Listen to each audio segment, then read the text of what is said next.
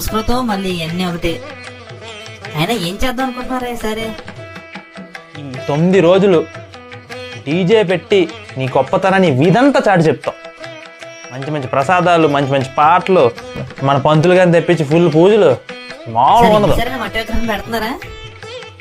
వినాయకుడే స్వామి, ఏం మాట్లాడుతున్నావు? మామూలుగా చూసావు మన వినాయకుడు 18 అడుగులు. నీ విగ్రహాన్ని ఎలా చేసాం అసలు? చూడయ్యా, విగ్రహం చిన్నదా పెద్దదని కాదు, ఏం చేసినా శ్రద్ధగా పూజ చేసుకుని ఈ క్రాకర్స్ సౌండ్ సిస్టమ్స్ యూజ్ చేయకుండా ప్రశాంతంగా సాగనంపి నిమజ్జనం దగ్గర జాగ్రత్తగా ఉండి అన్నదానం చేయండి. మీరు కడుపు నింపే ప్రతి వ్యక్తిలో నేను కొలువై ఉంటాను. అర్థమవుతుందా? అండ్ ఈ మధ్యన డిఎంఎల్ వీడియో చేసి చూశాను, బాగుంది. అలాంటి పనులు చేయండి, ఇలాంటి పనులు మానేయండి. జాగ్రత్తగా ఉండండి. ఉంటాను. బాయ్.